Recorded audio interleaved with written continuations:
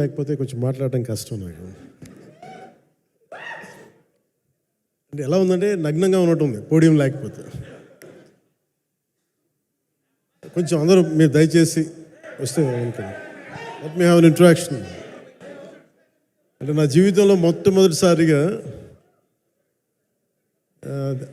అదే ఎప్పుడు చేశాను ఇంత, నాకు పొలిటికల్ ఇంటరాక్షన్ చేశాను కానీ మీడియా మిత్రులతోటి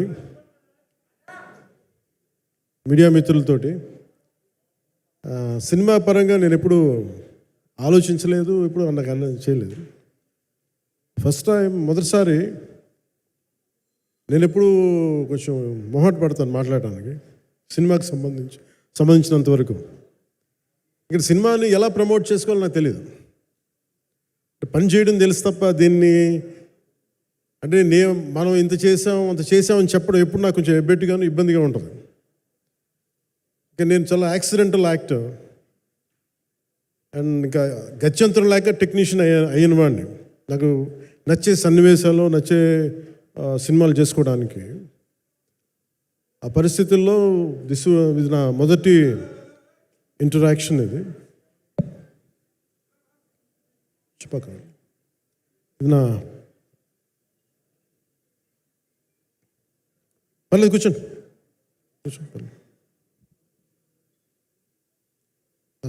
రథం గారు వస్తారు.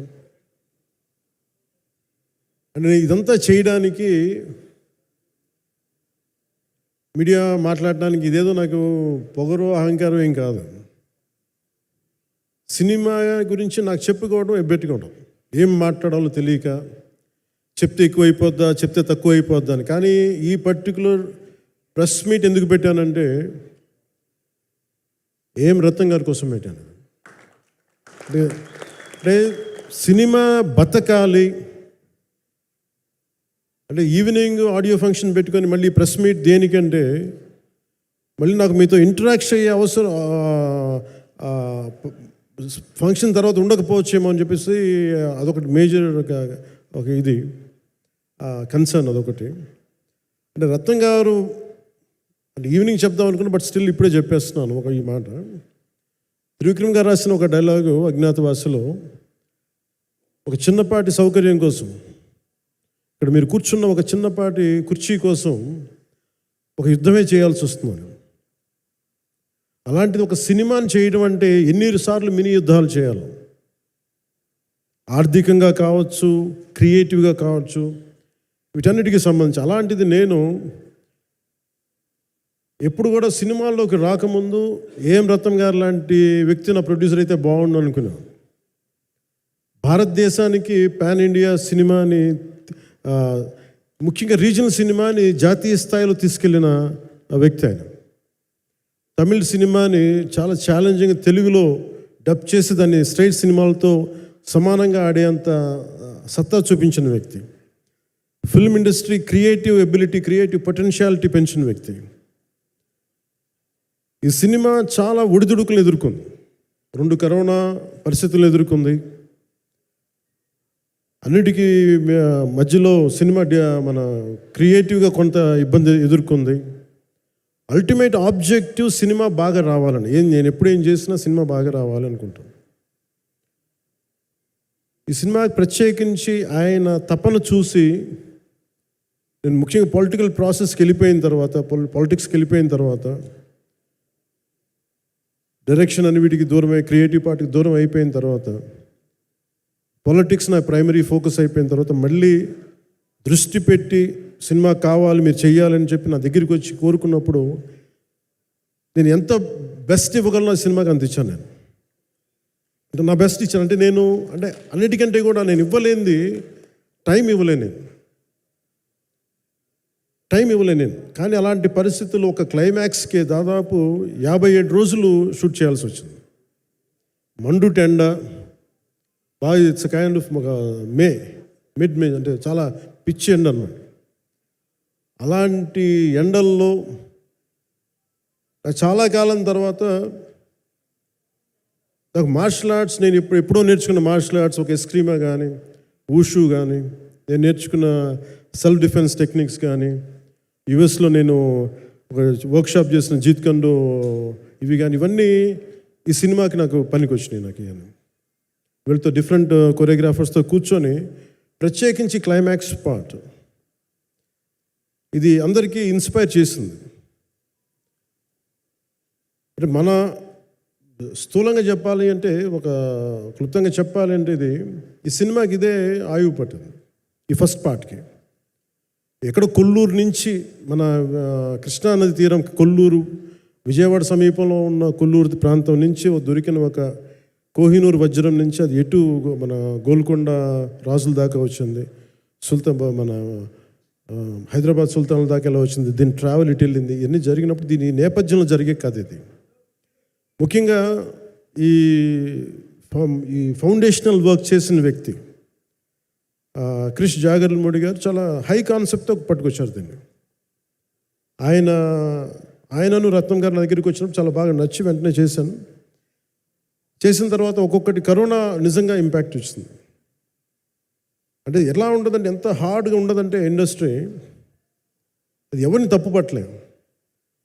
ఒకప్పుడు ఆయన వెంట చుట్టిన నిర్మాతలు, ఆయన వెంట తిరిగిన డిస్ట్రిబ్యూటర్స్, హీరోస్ అందరికి అలాంటి వాళ్ళకి ఒక నిర్మాతగా ఆయన తపన పడుతుంటే నాకు అంటే ఆయన కోసం ఖుషి తీస్తున్నప్పుడు కానీ ఆయనతోటి ఎంత సౌకర్యం ఇచ్చారంటే, అసలు మాకు 1 month ముందు ప్రీ ప్రొడక్షన్ అయిపోయి నాకు అంత సౌకర్యాన్ని ఇచ్చారు.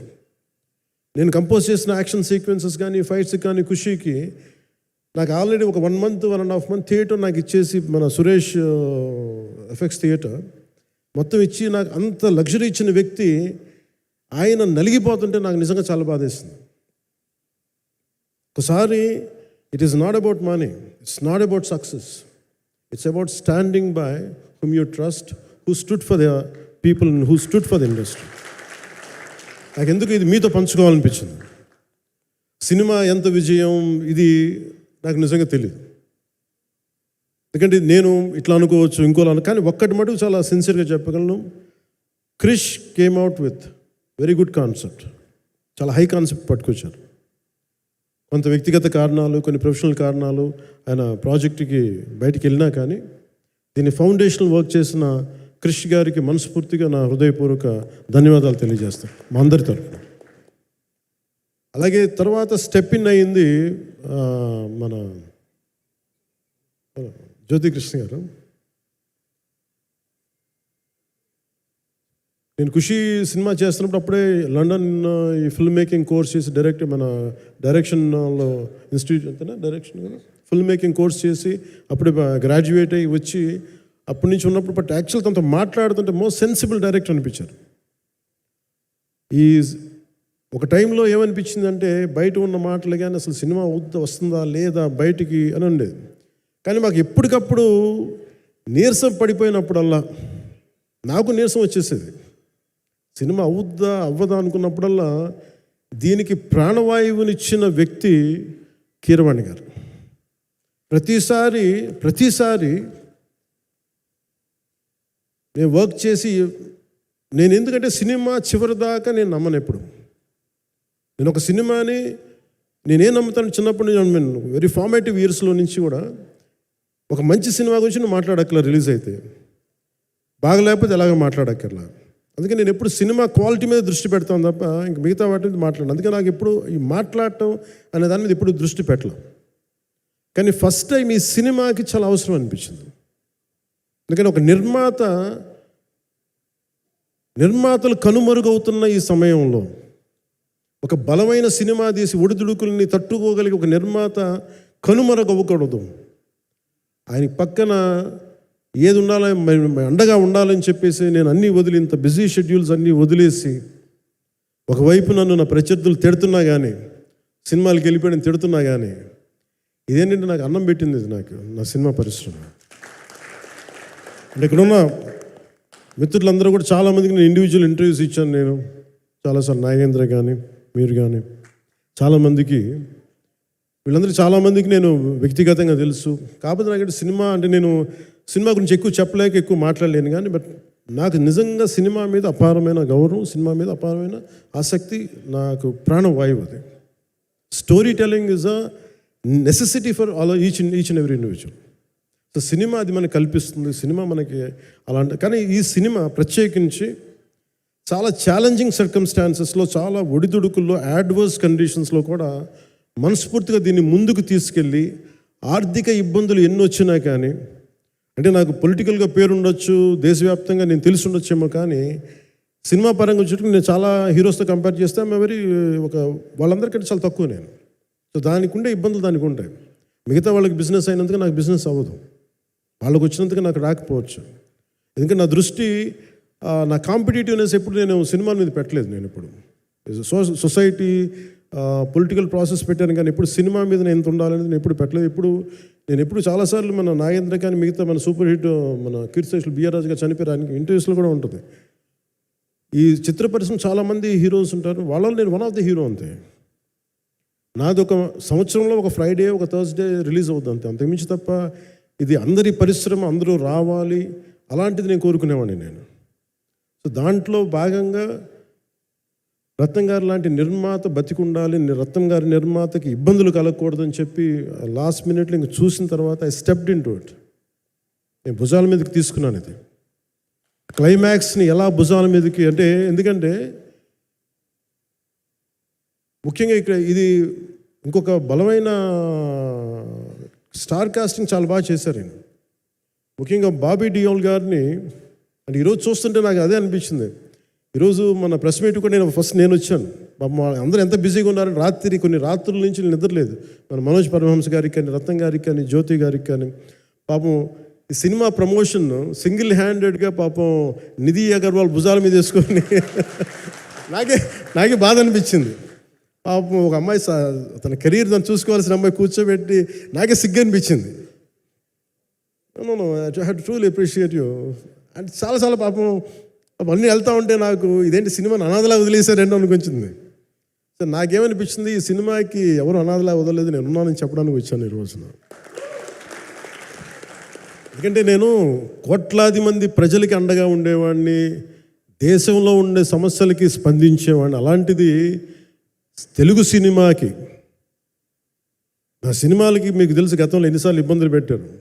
అదే మన ప్రభుత్వం అక్కడికి రాగానే వెంటనే సాధారణంగా హృదయ కవాటాలు తెరిచి మరి ఆహ్వానించాం. ఏమి కృతజ్ఞత కూడా ఆశించలేదు. అంత చిత్ర పరిశ్రమను అంత గుండెల్లోకి తీసుకుంటాం.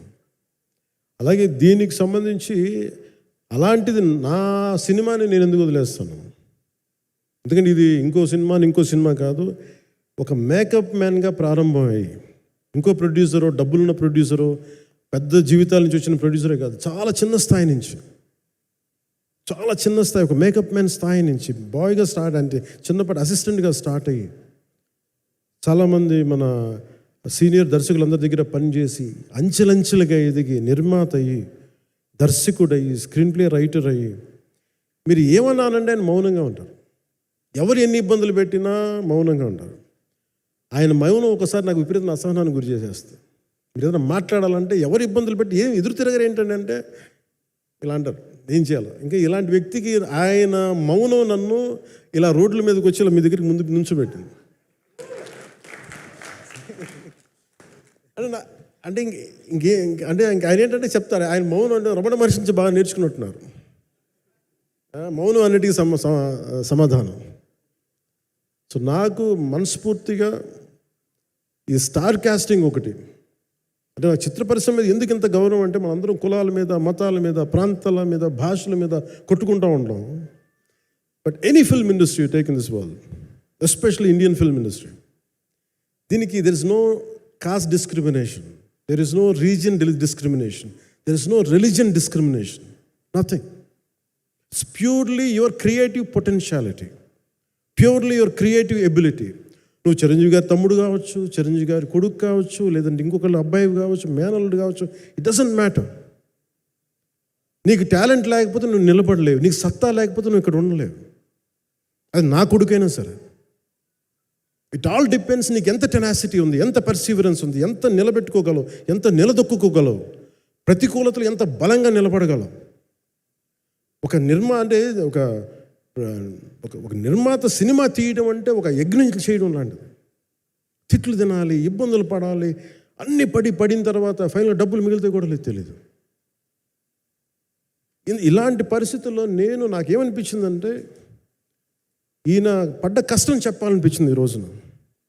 ఈ ప్రెస్ మీట్ తాలూకు ముఖ్య అంశం ఒక చిన్న స్థాయి నుంచి వచ్చిన వ్యక్తి నిర్మాతగా ఎదిగి ఆయనకున్న పాపం ఆయన మంచితనం ఆయన్ని శాపంగా అవ్వకూడదని చెప్పి ఒక ఉద్దేశంతో ఆయన మంచితనం చెప్పాలి, ఆయన ఒక మంచి సినిమా చేశారని చెప్పడానికి నేను ఈ రోజున మీ ముందుకు వచ్చాను. ఎందుకంటే నేనేం నమ్ముతానంటే సినిమా బాగుంటే ఎలాగో చూస్తారు, దీని గురించి చెప్పక్కర్లేదు. సినిమా బాగాలేకపోతే ఎలాగో చూడరు.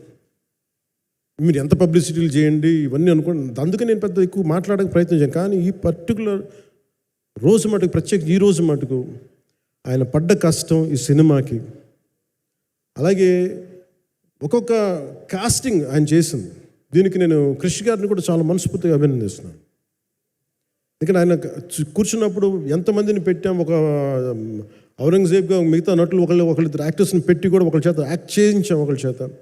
కానీ Bobby Deol so apt for Aurangzeb, ఎంత కన్విక్షన్తో చేశాను. అప్పటికి ఆయనకి ఇంకా ఆయన చేసిన హిందీ సినిమాలు కూడా రాలేదు ఇంకా ఆయనకి. ఎంత కన్విక్షన్తో చేశారంటే నాకు నిజంగా ఆయనతో యాక్ట్ చేయడం చాలా ఆనందాన్ని ఇచ్చింది. సో అలాంటి బాబీ డియోల్ గారిని మొత్తం pan India, Manoj Paramahamsa was roped in last. ఇంకా సినిమా ఎట్లా మనం అయిపోవాలి, నేను పాలిటిక్స్కి వెళ్ళిపోయిన తర్వాత డిప్యూటీ సీఎం బాధ్యతలు తీసుకున్న తర్వాత అందరికీ అయిపోయింది, ఇంకా సినిమాలు చేయలేడు ఇతను, ఎలా చేస్తాడంటే నాకు తెలుసు కష్టం అని. నేను ఎలా చేశాను ఈ సినిమా అంటే పొద్దున్న 2 గంటలు చేసామని, బ్రేక్ఫాస్ట్ టైము లేదంటే నా ఎక్సర్సైజ్ టైంని కొంచెం మిడ్ నైట్గో లేదంటే ఎర్లీ మార్నింగ్ 4 గంటలు పెట్టుకొని ఆ 2 గంటలు ఏమి దొరుకుద్దో ఆ 2 గంటలు ఇస్తే జ్యోతి, మనోజ్ గారు, మన రత్నం గారు వీళ్ళు కూర్చొని ప్లాన్ చేసి, అది కూడా నా ఆఫీస్కి, నా పార్టీ ఆఫీస్కి కూతవేటు దూరంలో ఉన్న ఒక మా స్నేహితులు ఒక వాళ్ళ గోడౌన్ ఉంటే అక్కడ కూర్చొని షూట్ చేసాం. ఎంత మండుటెండ అంటే అసలు దాంట్లో కూర్చొని మ్యాట్ వర్క్ చేసి మీరు ఫైనల్ రిజల్ట్స్ చూస్తే ఇది ఇక్కడ చేశారంటే అంత ఆశ్చర్యం అనిపిస్తుంది. And hats off to Manoj Paramahamsa garu. And ఈ సీన్స్ అన్నిటికీ ప్రీ విజువలైజేషన్, ప్రతి సీన్ చేయబోయే ముందు అసలు నాకు ఏమనిపించిందంటే సినిమా చేయగలమా లేదనని పరిస్థితుల్లో జ్యోతికృష్ణ గారు ముందుకు వచ్చి నాతో మాటలు నేను చెప్పలేదని, ఇది ఇలా చేస్తాం అలా చేస్తాం ఏం చెప్పలా, ఏమి చేయబోతున్నాడో ఎవ్రీథింగ్ వాజ్ ప్రీ విజువలైజ్డ్. ఈ సీన్ ఇలా ఉండబోతుంది, ఈ చేయబోయే సీన్ ఇలా ఉన్నది. నాకు దాని మీద ఆత్మవిశ్వాసం కలిగింది. నాకు లేదు, ఒక సత్తా ఉన్న దర్శకుడు, తెలుగు చిత్ర పరిశ్రమకి సైజ్ తీయగలిగేవాడు, మంచి సాలిడ్ ఎడిటింగ్ సెన్స్ ఉన్నవాడు, మ్యూజికల్ సెన్స్ ఉన్నవాడు. అలాంటి వ్యక్తికి మనోజ్ పరమహంస గారు తోడారు. వీళ్ళిద్దరు కాంబినేషన్లో రత్నం గారి అనుభవంతో ఈ రోజున ఒక మంచి ప్రోడక్ట్ అయితే తీసుకొచ్చాం. ఇది ఎలా ఉంటుంది, ఎలా ఉండబోతుంది, ఎంత హిట్ అవుతుంది అనేది ఇది సంపూర్ణంగా ప్రజల చేతిలోనే ఉంటుంది. అది ఏ స్థాయిలో ఇది ఉంటుంది అనేది అది ప్రజలు చెప్పాల్సింది తప్ప అది నేను చెప్పుకునేది కాదు. బట్ నా వరకు నేను ప్రత్యేకించి నేను వ్యక్తిగతంగా చేసింది ఈ సినిమాకి, అపార్ట్ ఫ్రమ్ యాక్టింగ్ కాంట్రిబ్యూషన్, నేను ఏ సినిమా చేసినా ప్రతి సన్నివేశంలోనూ ప్రతి సాంగ్ అండ్ డాన్స్లో కూడా కొన్నిసార్లు నేను చేయలేక, నేను ఒక రిలక్టెంట్గా యాక్టర్లో ఎలాగో టెక్నీషియన్గా కూడా నాకేంటంటే సుస్వాగతం సినిమాలో నన్ను తీసుకెళ్ళి వైజాగ్లో బస్సు మీద ఎక్కించి డ్యాన్స్ చేయమన్నారు. చచ్చిపోయాను డ్యాన్స్ ఇలాగా. ఇంకా మిగతా వాళ్ళకి ఎంత తేలికైన డ్యాన్స్ నాకు చేయాలంటే నేను గింజుకుపోయి నేను అనుకున్నాను ఈరోజు ఇంక సినిమాలు మానేస్తాను చెప్పి మౌదినికి ఫోన్ చేసి కూడా చెప్పాను, చాలా పర్యాలు చెప్పాను. అలాంటి అందుకని నాకేంటంటే సాంగ్ అండ్ డ్యాన్స్ కూడా నేను ఎలా చేయగలను దానికి అనుకోగా నేను ఎత్తుక్కుంటాను. అలాగే యాక్షన్ సీక్వెన్స్ కూడా రియల్ లైఫ్లో కొడితే ఎలా ఉంటుంది, మార్షల్ ఆర్ట్స్లో సాధన ఉన్నవాడిని, ఈ లాట్ ఆఫ్ వర్క్షాప్స్, ఈ మార్షల్ ఆర్ట్ వర్క్షాప్స్ చేసిన వాడిని కాబట్టి హౌ రియలిస్టిక్ వీ కెన్, ఎంత సహజంగా మనం వెళ్ళగలం, వీటి మీద ఒక అవగాహన ఉన్నవాడిని కాబట్టి చాలాసార్లు కూర్చుంటాను. కానీ ప్రత్యేకించి ఈ 20 minutes లాస్ట్ సీక్వెన్స్ ఇది 2 partsగా ఎలా అయింది అంటే ఒరిజినల్ థాట్ కృషి గారి దగ్గర నుంచి వచ్చినప్పుడు ఇట్ వాస్ క్వైట్ లాంగ్. ఒక నిర్ణయం ఈ సినిమా ఒక పాటలో అవుద్దని అనేవాడు మొదటి నుంచి. బట్ లేటర్ వాళ్ళు డిసైడ్ చేసుకొని ఒక టైంలో ఇది అవ్వదు, you want make it as 2 parts అనుకున్నప్పుడు ఎక్కడికి వచ్చి ఆగిందంటే ఈ క్లైమాక్స్ దగ్గరికి వచ్చి ఆగింది ఫస్ట్ పార్ట్. సో చెప్తున్నప్పుడు నాకేమనిపించిందంటే how else we can take it, how else we can scale it up. So దానికి నేను కూర్చొని నాకున్న ఈ మార్షల్ ఆర్ట్స్ కానీ బేసిక్ యాక్షన్ కొరియోగ్రఫీ నా ప్యాషన్ కాబట్టి ఈ పర్టికులర్ డ్రామా, ఈ పర్టికులర్ దాంట్లో ఏంటంటే మొఘల్ టైమ్స్లో ప్రతి ఒక సగటు భారతీయుడు అనుభవించిన బాధ అది. ఒక యావరేజ్ సగటు భారతీయుడు మొఘల్ కాలంలో అనుభవించిన ఒక ఒక ఒక సిచ్యువేషన్. ఆ సిచ్యువేషన్ హీరోకి సంబంధం ఉండదు, కానీ how he gets entangled, how he gets involved in it, that is the outcome, that he's been captured. So దీన్ని ఒక 57 days మేము చేయగలిగామంటే, ఆ రోజు నాకు కనుక మన జ్యోతి గారు ఉండింటే పక్కన, maybe I would done it in at least ఒక 50% ఆఫ్ ఇట్. ఎందుకంటే నేను చెప్పింది అలా చేయగలరు ఇవన్నీ కూర్చోబెట్టి వీ డిడ్ అవర్ బెస్ట్. అంటే నేనేమనుకున్నానంటే క్లైమాక్స్ చేసేటప్పుడు ఇంక నేను తర్వాత సినిమాలు చేస్తానో కూడా లేదో నాకు తెలియదు, కానీ నాకు ఇష్టమైన నిర్మాత, తెలుగు చిత్ర పరిశ్రమకి నిజంగా ఒక అండగా ఉన్న నిర్మాత, I want give my best to him. నేను అందుకని ఆంధ్రప్రదేశ్ ప్రభుత్వానికి కూడా మన ముఖ్యమంత్రి గారికి కూడా తెలియజేశాను, ఈయన్ని ఫిల్మ్ డెవలప్మెంట్ కార్పొరేషన్కి చైర్మన్ నేనే ప్రతిపాదించాను. అంటే నాకేంటంటే I don't want it to be a political, ఆయన నా నిర్మాతని కాదు, ఈయన అందరు హీరోలతో తీశారు, ఈయన పాన్ ఇండియాలో ప్రతి ఒక్కరు తెలిసి ఈయనంటే. ఇలాంటి వ్యక్తి ఉంటే మన తెలుగు చిత్ర పరిశ్రమకి బాగుంటుంది. అలాగే ప్రత్యేకించి తెలుగు చిత్ర పరిశ్రమ అనేది నాకు ఈ టాలీవుడ్ అనే పదాలు నాకు వాడటం నాకు ఇష్టం ఉండదు. Bollywood, Tollywood, Kollywood, Mollywood, why should we ape Hollywood? We have a greater story narrative ability మన దగ్గర ఉంది. We have a greater story telling ability. We don't have to ape Hollywood. We take the best practices of Hollywood, but not necessarily the name of Hollywood. వాళ్ళకున్న professionalism మనం నేర్చుకోవాలి, వాళ్ళకున్న commitment నేర్చుకోవాలి, వాళ్ళకున్న production designing ability మనం తీసుకురాగలగాలి. So ఇవన్నీ నేను నా పరిధిలో ఈ రోజున ఆంధ్రప్రదేశ్ ప్రభుత్వంలో ప్రత్యేకించి ఈ శాఖ నా పరిధిలో ఉంది కాబట్టి దానికి ఆయన పేరు ప్రతిపాదించాను. నా ఉద్దేశం ఏంటంటే తెలుగు చిత్ర పరిశ్రమ తెలంగాణలో ఉన్న, కర్ణాటకలో ఉన్న, చెన్నైలో ఉన్న ఏదైనా సరే తెలుగు చిత్ర పరిశ్రమ, భారతీయ చిత్ర పరిశ్రమకి చాలా మంచి జరగాలి, ఇలాంటి వ్యక్తి ద్వారా ఏదైనా చేద్దామని ఒక ఉద్దేశంతో ఆయన పేరు ప్రతిపాదించాను. భవిష్యత్తులో అవుతారని మనస్ఫూర్తిగా నేను ఆశిస్తున్నాను. అందుకని అన్నీ నా చేతిలో ఉండవు కదా, అందుకని చెప్తాను. ఇఫ్ అండ్ బట్ చెప్పాలి కదా. సో ప్రత్యేకించి మీ అందరికీ నా హృదయపూర్వక ధన్యవాదాలు తెలుపుకుంటూ నెక్స్ట్ 2-3 daysలో I'll try to give as many interviews as I can. Nidhi, I'm grateful to you. పాప చాలా తపన పడి ఉంటారు. ఈరోజు ఎలా ఉంది అంటే నాకు ఎలా అనిపించిందని, ఇందాక నేను వస్తున్నప్పుడు ఎవరు లేరు, వీళ్ళు కూడా ఎవరు లేరు. నేను వచ్చి చాలాసేపు కారులో కూర్చున్నాను, ఎందుకంటే మళ్ళీ మీరు తిట్టకూడదు, లేట్ వచ్చాడు, నీకు డిప్యూటీ సీఎం అయితే పొగలు వచ్చేస్తాను మీరు అనుకో అంటారండి. నాకు అట్లా అనిపించలేదు. నాకు ఫస్ట్ టైం ఎందుకు మీడియా నాకు ఎందుకు అలవాటు పోయిందంటే, నేను వచ్చిన కొత్తల్లో ఈ జ్యోతి చిత్ర సితార పేపర్స్ ఉన్నాయి. ఎవరో ఫోటోస్ వేయమంటే this guy is not saleable, ఇంకా అవసరం లేదు అంటే నా ఫోటోలు వేసేవాళ్ళు కాదు. సో నాకేమనిపించింది, సరే ఇంక నేను మన ఈయన కాడికి నేను ఏమి అంటున్నాను నాకు తెలియదు అని చెప్పేసి మా నిర్మాతలు కూడా ఉండేవాళ్ళు కాదు. సో నాకు పబ్లిసిటీ లేకుండా సినిమాలు రిలీజ్ అవ్వడం అలవాటు అయిపోయింది నాకు. సో అదే ప్రాక్టీస్ అయిపోయింది నాకు, అంతే. మళ్ళీ కూర్చోబెట్టి మీరు ఏం మాట్లాడతారు, మళ్ళీ అది ఇటు తిరిగి వస్తుందని చెప్పేసి మిగతా అంత నాట్ టాకెటివ్. మీరు సినిమా పొలిటికల్ ప్రాసెస్కి వచ్చేటప్పుడు నేను ఏదైనా మాట్లాడగలను, కానీ సినిమా వచ్చేటప్పటికి చాలా చాలా ఒత్తిడి తీసుకోవాల్సి వస్తుంది.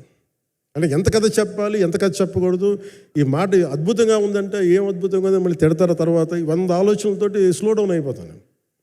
బట్ కానీ నాకు మనస్ఫూర్తిగా ఈ సినిమా ఐ హోప్ వచ్చిన ప్రతి ప్రేక్షకులందరికీ కూడా ఒక మంచి అనుభూతిని ఇస్తాను నేను మనస్ఫూర్తిగా నేను నమ్ముతున్నాను. ఖచ్చితంగా అలాంటి అనుభూతిని ఇస్తుంది. మీరు థియేటర్లోంచి బయటికి వెళ్ళేటప్పుడు మటుకు విల్ గో విత్ ఒక ఎనర్జెటిక్ ఫీల్తో వెళ్తాయి, అంతవరకు అయితే చెప్పగలను నేను. ఎందుకంటే నేనే నమ్ముతాను, సినిమాకి వెళ్ళేటప్పుడు సినిమా ఒక స్టోరీ చెప్పినప్పుడు నా జీవితంలో చిన్నపాటి ప్రభావితం చూపించాలి. అలాంటి ప్రభావం, అలాంటి ఎనర్జీ ఇచ్చే సినిమా అవుతుందని మనస్ఫూర్తిగా నేను ఆశిస్తూ మీ అందరికీ ప్రత్యేకించి మీ అందరికీ పేరు పేరున ధన్యవాదాలు తెలియజేస్తున్నాను. ఇంకా మాట్లాడాలని ఉంది కానీ సాయంత్రం ఈవెంట్ ఉంది కాబట్టి. సో ఇంకొక మాట నేను చెప్తాను, ఎందుకు ఈ పర్టికులర్ ప్రెస్ మీట్ అంటే, I want to tell you, I'm grateful to each one of you. I'm grateful to you. Thank you for standing by us. Thank you very much.